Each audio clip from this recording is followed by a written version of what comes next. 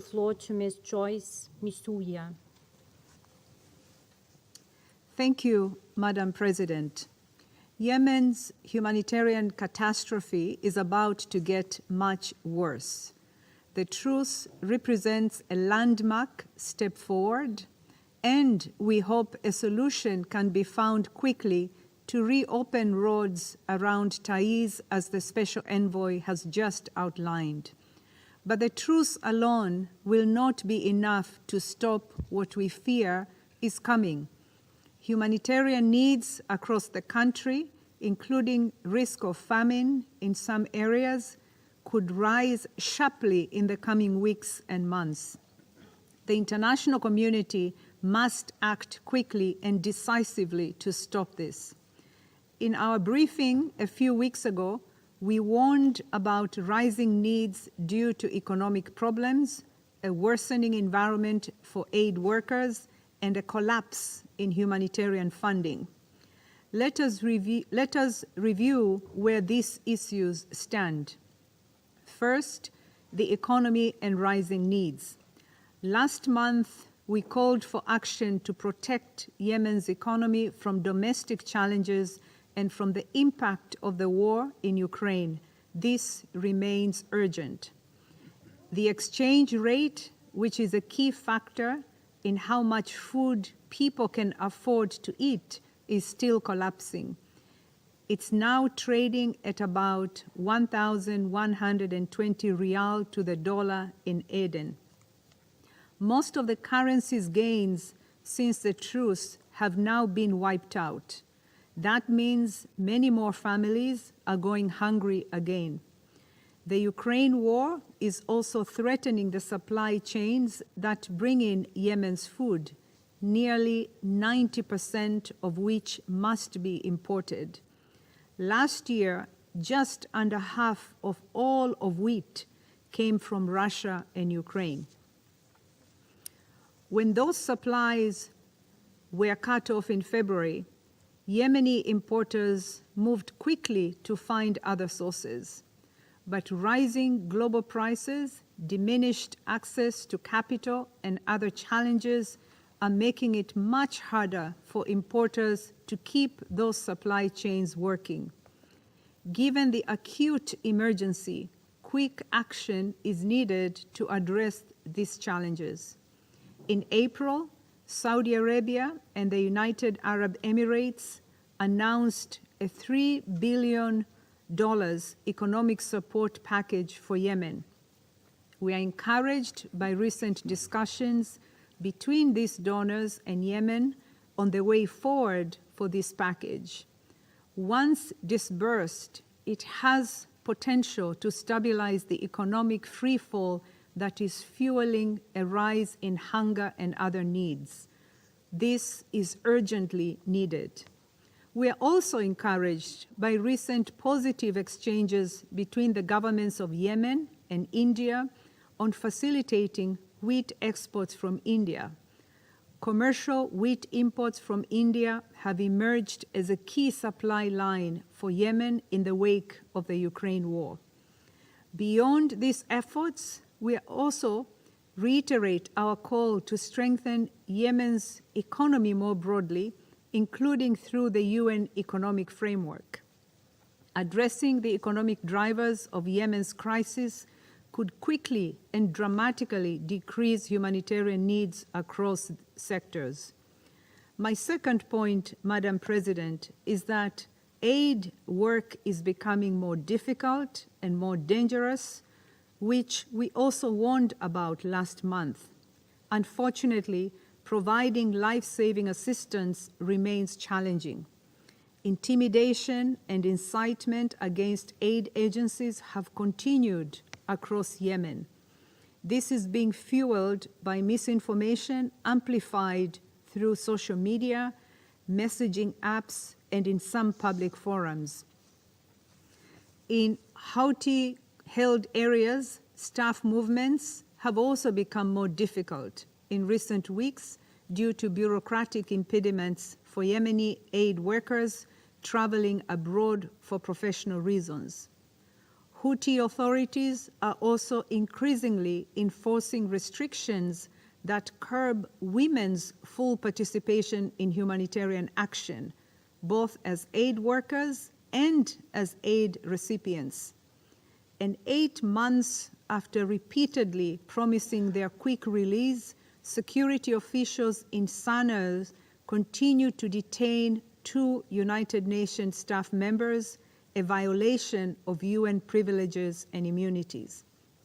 Meanwhile, the insecurity we warned about in government-held areas has also persisted.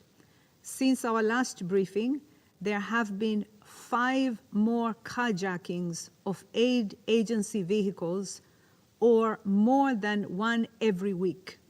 That brings the total to 18 carjackings since the beginning of the year. There has also been no progress in efforts to free the 5 UN staff who were kidnapped 5 months ago in Abiyan. We call for the immediate release of all kidnapped aid workers in Yemen.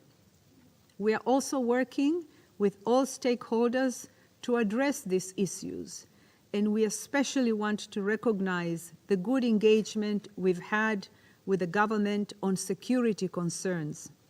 We also welcome support from member states, including through direct engagement with the relevant parties where feasible. But the biggest problem we have right now, Madam President, is funding, which is my third point. The Yemen response plan has so far received just over $1.1 billion, or 27% of what it needs. This is the sharpest year-on-year decrease of any UN-coordinated plan in the world. We know budgets are tight, and we deeply appreciate everyone's contributions. But we also have a responsibility to say clearly, aid agencies are dangerously under-resourced for what we fear is coming. Hunger is worse than ever, and yet the World Food Programme was forced to cut rations for millions of people several weeks ago due to funding gaps. That was the second major food cut in just 6 months. Across all sectors, similar cuts are sadly costing lives. Raisa, a 32-year-old pregnant woman from Amran, sought care at a health center supported by UNFPA when she went into labor in May. But UNFPA has had to slash humanitarian operations by 25% this year. And so when Raisa arrived at the clinic, she found the doors locked. She died before she could reach a working hospital. Raisa is just one example of the vast hardships these cuts are creating. We urge donors to increase support for the humanitarian response plan as much and as quickly as possible. Beyond the response plan, funds for other urgent priorities are also lacking. The UN plan to resolve the threat from the Safa oil tanker, for example, is still struggling to fill an immediate $20 million shortfall. Given the imminent danger from the Safa, these fundraising challenges have come as a surprise. The immediate $20 million gap is needed to secure the oil now, a key step in a larger plan to replace the aging tanker. The cost of the full plan, about $144 million, should be weighed against the billions it could cost when the Safa eventually leaks or explodes. The UN verification and inspection mechanism created in 2016 to facilitate commercial imports to Yemen is also running out of money. As of now, it will shut down in September, casting even more uncertainty into already battered supply chains for food, fuel, and other essential goods. It needs $3.5 million to cover operations from September until the end of the year. This mechanism is a key partner in the Security Council's commitment to facilitating commercial imports to Yemen. It has also been essential to the successful resumption of fuel imports through Hudaida under the current truce.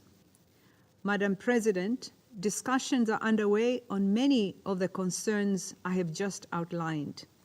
Several weeks ago, senior donor and agency officials met in Brussels to take stock of the challenges facing the Yemen response.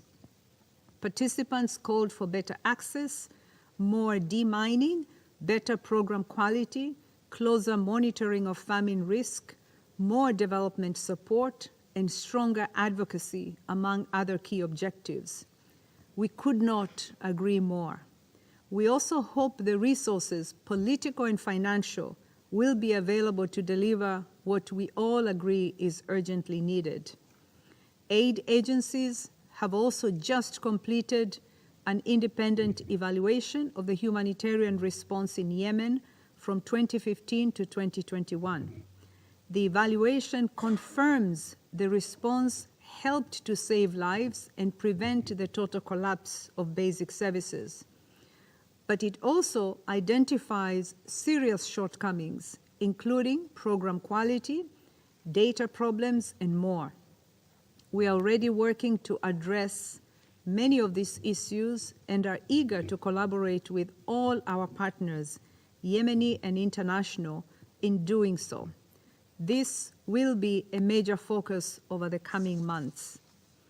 Finally, Madam President, I wish to end on a hopeful note. The truce offers a rare opportunity to end the crisis in Yemen for good.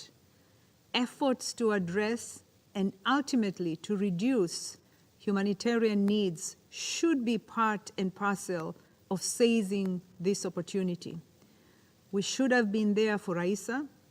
Let's not fail anyone again. Thank you. I thank Ms. Msuya for her briefing.